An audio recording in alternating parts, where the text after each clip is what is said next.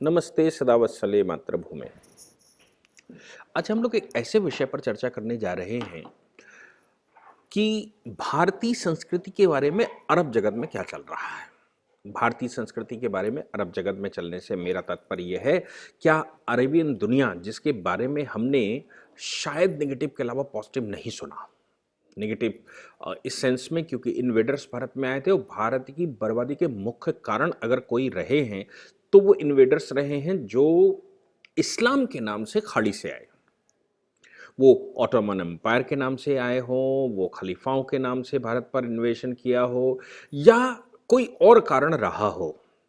लेकिन भारत जो अपने आप में एक समय पर ग्लोरीफाइड भारत था, ग्लोरीफाइड भारत से मतलब यह है कि मध्य युग में या मध्य से पहले की बात करें, मैं ये कह सकता हूं कि हम गुप्त काल की बात करें। गुप्त काल में आज जो अमेरिका की स्थिति है वो स्थिति भारत की थी। भारत ऐसी सिचुएशन में था। गुप्त काल में ही नहीं, मौर्य वंश में भी कुछ ऐसा ही था। आपको अशोक याद होगा जिसने विश्व भर को शांति संदेश दिया था। और गुप्त काल तो स्वर्णिम काल कहा जाता है। वो टेक्नोलॉजी के मामले में भी, वो प्रोग्रेस के मामले में, वो करेंसी के मामले में, वो व्यापार के मामले में, वो एक क्षत्र साम्राज्य के मामले में, और भारतीय संस्कृति और संस्कारों के मामले में। मुसलमानों के एंट्री करने के बाद, यानी कि इन्वेडर्स की एंट्री करने के बाद भारत की जो दुर्दशा हुई, भारत के जातीय सिस्टम जो आज सबसे बुरा संसार में भारत के लिए माना जाता है, जिसको वेल स्टैब्लिश करके हमारे पूर्वजों ने रखा होगा उस समय की परिस्थिति के अनुसार, आज के लिए तो वह अभिशाप है। तो वो सारा सिस्टम भंग हो गया और भंग के साथ उसका दुष्प्रचार शुरू हुआ कालांतर में, समय आते आते, और भारत में एक बड़ी संख्या, बड़ी आबादी को तलवार के दम पर कन्वर्ट किया गया। भारत की बड़ी आबादी को भय दिखाकर या प्रलोभन देकर कन्वर्ट किया गया, और जो भारत के लिए समस्या पिछले 400 वर्षों से बनी हुई है, 400 वर्षों से मैं कहूं या 500 वर्षों से मैं कहूं, ये समस्या तब से बनी हुई है।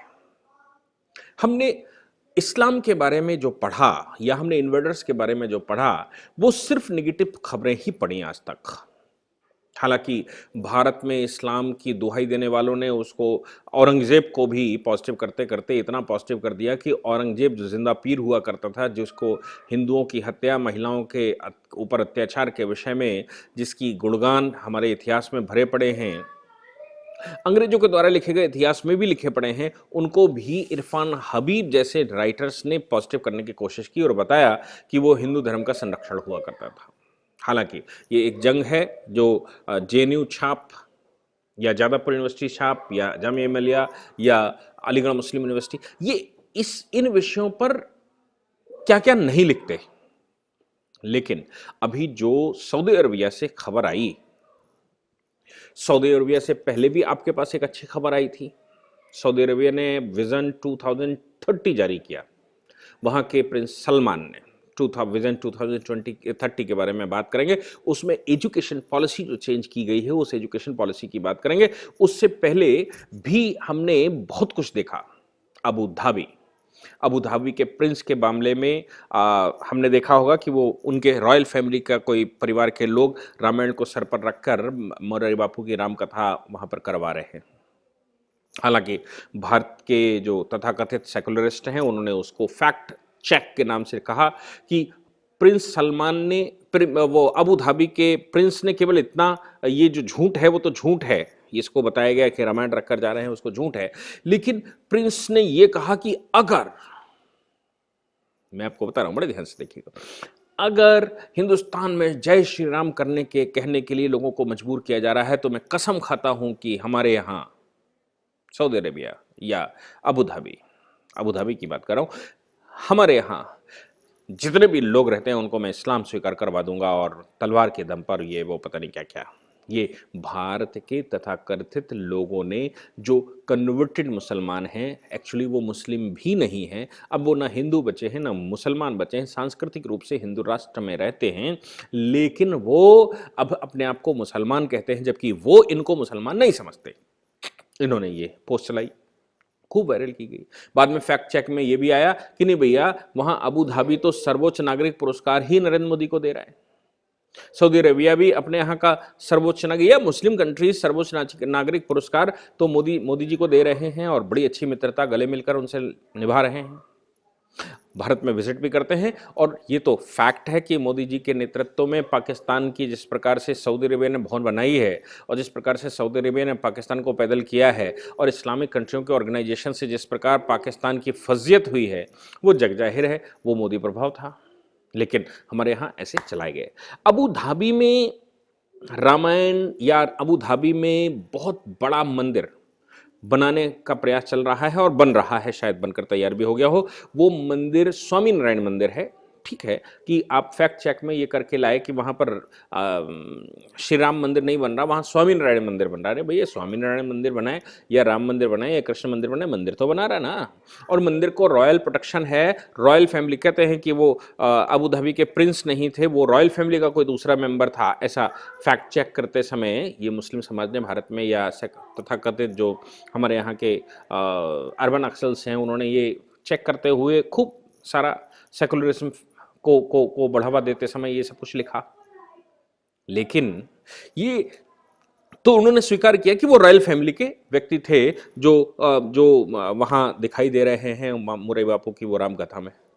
ठीक है, लेकिन बात ये आती है, क्या रॉयल फैमिली में ये जो एक प्रोपेगेंडा चलाया जाता है true religion Islam and true religion जो है वो भारत के जो हिंदू हैं उन्होंने ट्रू रिलीजन स्वीकार कर लिया और उनको किसी समय भी सद्बुद्धि आई और ये हुआ वो हुआ, सब कुछ करने की कोशिश की गई और बताया गया कि नहीं, मारकाट करना पीस यानी कि शांति बहाल करने के लिए शांत करना आवश्यक है। यदि शांति बहाल ना हो रही हो तो शांत कर दो व्यक्ति को। शांति बहाल से मतलब यदि हमको न स्वीकार करो और आपको क्रिटिसिज्म करने की आदत नहीं है, क्योंकि जो कमियां हैं उन कमियों पर चर्चा ही नहीं करना चाहते और कमियों के अलावा वहाँ बहुत कुछ नहीं मिल पाया जाता।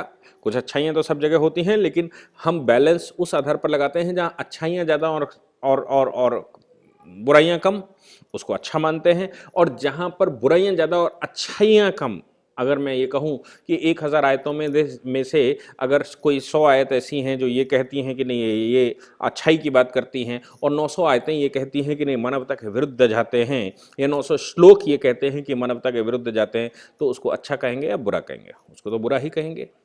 और अगर किसी समाज में रामायण या महाभारत की हम बात कहें कि रामायण अगर 99% सही नरेशन देती है और 1-2% अगर उसमें मेरी लॉजिक के अनुसार गलत भी होता है तो उसको अच्छा ही माना जाएगा। और ये समाज हिंदुस्तान में तो ये परंपरा रही है कि इस बात को क्रिटिसाइज भी करते हैं कि रामायण, ओरिजिनल रामायण में इतने श्लोक थे, फिर बाद में इतने कम कैसे हो गए, और ओरिजिनल महाभारत में तो इतने थे, फिर बीच में कम कैसे हो गए। क्योंकि हिंदू समाज का ये स्वभाव है कि समय के अनुकूल जो श्लोक नहीं चलते उन श्लोकों को हम हटा देते हैं, जो समय के अनुकूल बात नहीं होती उसको हम हटाकर बाहर रख देते हैं और समय के अनुकूल जो चीज़ रहती है उसको बनाते रहते हैं। इसी को new testaments in practice in India कहते हैं।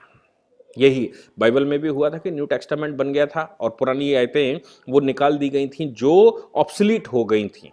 दुर्भाग्य से अभी कुरान में वैसा नहीं हो पा रहा और यही कारण है कि अब वो ग्रंथ जो लोग पढ़ने वाले हैं उनके मस्तिष्क में क्या क्या चीज़ें नहीं आ पाती। अगर कोई पॉजिटिविटी से पढ़ता है तो मैं मानता हूं कि उसके दिमाग में पॉजिटिविटी हो सकता थोड़ी बहुत आ जाती हो, लेकिन मुल्ला मौलवी उसको पूरा का पूरा जिस तरह से पढ़ाते हैं समझाते हैं। खैर, तो कुल मिलाकर अबू धाबी के मस्तिष्क में कोई अच्छी बात आ गई। अब मैं आ जाता हूं सऊदी अरेबिया पर। सऊदी अरेबिया ने विजन 2030, ये कोई कही हुई बात नहीं है, सुनी हुई बात नहीं है। आप चाहें तो ऑनलाइन vision2020.gov.sa, ऐसे मतलब साउथ अफ्रीका, वो south Africa sorry Saudi Arabia government की ऑफिशियल वेबसाइट है। vision2030.gov.ac पर जाकर ये सारी चीजें देख सकते हैं। विजन 2030 में 2030 तक सऊदी अरेबिया का स्वरूप क्या हो और वो किस दिशा में जाएगा, किस तरफ आगे बढ़ेगा और कैसे वो विचार करते हैं, इनका पूरा खाका तैयार किया है, जिसमें एजुकेशन पॉलिसी भी उन्होंने रखी है। उस एजुकेशन पॉलिसी के आधार पर वहां पर जो काम शुरू हुआ है उस काम को लेकर एक बड़ा ट्वीट हुआ। सऊदी अरेबिया के एक इंस्ट्रक्टर, जिनको आप जिम इंस्ट्रक्टर कह सकते हैं, हालांकि वो योगा इंस्ट्रक्टर हैं, वो नौफ अलमरवाई, नौफ अलमरवाई, नऊ भाई एक ऐसे व्यक्ति हैं जिन्होंने योगा, ये पहले योगा इंस्ट्रक्टर सऊदी अरेबिया में बने, और योगा को सऊदी अरेबिया में इंट्रोड्यूस, ऐसा कहते हैं कि उसमें इंट्रोड्यूस हुए, उसको पहचान दिलाने वाले नौफ भाई हैं। इनको भारत सरकार ने पद्म भूषण सम्मान भी दिया है इसी बात को लेकर। ये क्यों प्रभावित हुए भारतीय संस्कृति से, या भारत के योगा सिस्टम से, भारत की वैदिक संस्कृति से, भारत के ग्रंथों से, भारत की परंपराओं से? इनको एक बीमारी होती थी, वो सिंड्रोमिक प्रॉब्लम, जो ज़्यादातर संसार के मुसलमानों में, मैं कहूँ कि 70% मुसलमानों में, या उससे ज़्यादा भी कह सकते हैं, वो सिंड्रोमिक प्रॉब्लम रहती है, auto immune disease. Auto immune disease कहते हैं कि जो फाइटर इम्यूनिटी सिस्टम है, फाइटर जो चीज़ें फाइट करने के लिए बॉडी छोड़ती है, हार्मोन छोड़ती है, वो जब बॉडी में कोई अंदेशा होता है कि बॉडी पर कोई वायरस अटैक कर रहा है, कोई बैक्टीरिया अटैक कर रहा है, तो फिर बॉडी अपने आप रिएक्ट करती है और इम्यूनिटी सिस्टम अपना बढ़ाती है और उसको मारने के लिए स्वयं वो वैक्सीन या ड्रग्स छोड़ती है। तो इनकी बॉडी में वो अपने आप वैक्सीन या ड्रग्स छोड़ रही थी, ये ऑटो इम्यून हो रहे थे, जबकि इनको कोई समस्या नहीं थी, और जिसका कारण था कि बॉडी अननेचुरल रिएक्शन कर रही थी। ये किसी भारतीय के संपर्क में आ गए और भारत के लोगों ने इनको योगा बताना शुरू कर दिया। इन्होंने वो योगा करना शुरू किया। योगा करने के बाद इनको जो रिलीफ मिला, उस रिलीफ के बाद ये फैन हो गए भारत के, और फिर इन्होंने भारत के ग्रंथों को पढ़ना शुरू किया, भारत के बारे में जानना शुरू किया, भारत की परंपराओं के बारे में जानना शुरू किया, रामायण महाभारत में इन्होंने इंटरेस्ट लिया, भारत के योगा सिस्टम में और भारत की वैदिक सिस्टम में इन्होंने इंटरेस्ट लेना शुरू किया। मैं आपको बता दूं कि ऑटो इम्यून क्या है। एक्चुअली ये सिंड्रोमिक प्रॉब्लम है। सिंड्रोमिक प्रॉब्लम क्यों आती है? जो हमारी बॉडी में हार्मोन्स निकलते हैं, वो हार्मोन्स ज्यादा निकलने लगते हैं। कैसे होता है वो, क्यों होता है? वो होता है ब्लड में शादी होने से। 99% ये डिसीज सेम ब्लड में शादी होने से होता है। आप अगर गांव के देहात से कोई व्यक्ति जुड़ा हुआ है तो आपको मालूम है, जिस खेत में जो बीज उगता है उस बीज को उसी खेत में दोबारा नहीं बोते, वो बीज एक्सचेंज कर लेते हैं दूसरे से, और एक्सचेंज करके इसमें नया बीज डालते हैं। क्यों? क्योंकि अगर जिस खेत में जो बीज उगा है उसी खेत में अगर वो बीज डाल दिया जाए तो उसमें सिंड्रोमिक प्रॉब्लम आती, फसल अच्छी नहीं होती। और अगर तीसरी पीढ़ी दो बार, एक बार डाल दिया चल जाता है, दो बार या तीन बार डाल दिया तो फसल पूरी नष्ट हो जाती है। ये प्रकृति का नियम है। इसलिए हिंदू समाज में जो विवाह की परंपरा है वो रिलेटिव्स में नहीं, यानी कि ब्लड से रिलेटेड, 5-7 पीढ़ी तक पिता की और 5 पीढ़ी तक मां की। कानूनन भी हिंदू मैरिज एक्ट में भी हमने ये व्यवस्था सेक्शन 5 में रखी है कि 5 पीढ़ी पिता की और 3 पीढ़ी मां की में शादी नहीं होनी चाहिए। अगर ऐसे हो गया है तो वो शादी शून्य है। उसका जो जो जो कारण है वो वैदिक है, उसका जो कारण है वो साइंस है। लेकिन चूंकि कबीले हुआ करते थे अरब में, इसलिए शादियां आपस में ही होती थी। जैसे जैसे शादियां आपस में होती थी तो फिर वो परिवार बढ़ता चला गया। अब वो चचे में या दूध का रिश्ता बचा लिया और ये कर लिया वो कर लिया, ऐसे विवाह होने शुरू हो गए। तो वो जो ब्लड, जैसे खाला के बेटे से शादी हो गई या फूफी के बेटे से शादी हो गई लड़की की, अब वो फूफी की बेटे से मतलब है कि पिता की बहन का बेटा और ये लड़की, ये तो अभी ब्लड चेंज ही नहीं हुआ। हमारे वैदिक ग्रंथों के अनुसार कम से कम 5 पीढ़ी और नहीं तो 7 पीढ़ी के बाद ही वो चेंज होता है। मेंडलीफ की थ्योरी भी पढ़ेंगे तो आपको पता लग जाएगा। इसलिए इनको जो प्रॉब्लम हुई वो सिंड्रोमिक प्रॉब्लम हुई, और ये साइकेटिक हो जाते हैं। सिंड्रोमिक प्रॉब्लम में एक्स्ट्रा कुछ चीजें एक्स्ट्रा प्रोटेक्टिव हो जाते हैं। एक्स्ट्रा प्रोटेक्टिव से मतलब ये है कि उनको भय सताता रहता है कहीं खत्म ना हो जाए। जैसे अधिकतर संसार के मुसलमानों में ये भय सताता ही रहता है कि ऐसा ना हो इस्लाम पर हमला हो गया, प्रॉफिट मोहम्मद की अगर कोई बात करेगा तो बात करते ही रिएक्ट करना शुरू कर देंगे। कुछ सुनना, कोई विषय पर चर्चा करना या कुरान शरीफ पर कोई चर्चा करना या इस्लाम पर कोई चर्चा करना स्वीकार ही नहीं करेंगे। उस पे, उसकी अच्छाइयों और बुराइयों पर कोई बहस होने नहीं देते। क्यों? क्योंकि खतरा रहता है। ये एक सिंड्रोमिक प्रॉब्लम है, ये एक वैज्ञानिक प्रॉब्लम है।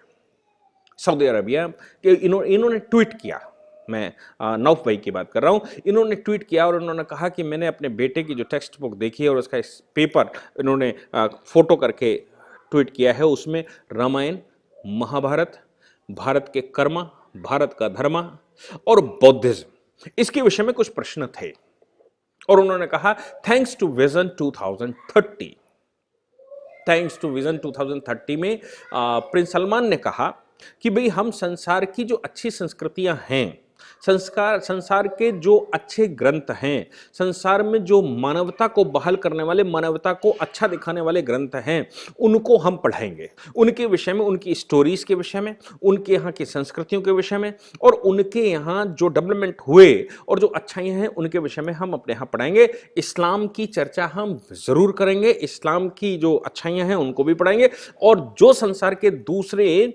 संप्रदायों की, हम उसको धर्म कहते हैं, दूसरे धर्मों की जो संस्कृतियां हैं, चूंकि इस्लाम कोई धर्म नहीं है, वो एक संप्रदाय है, इसलिए जो धार्मिक सिस्टम है, what ought to be, what is it, क्या है, क्या होना चाहिए, कैसे होना चाहिए, इस पर बहुत सारी चर्चाएं, ज्ञान की बातें अगर आप कहीं पढ़ सकते हैं तो वो रामायण महाभारत में भी पढ़ सकते हैं, भारत के वैदिक इतिहास में पढ़ सकते हैं, वैदिक संस्कृति में पढ़ सकते हैं और वेदों और पुराणों में पढ़ सकते हैं।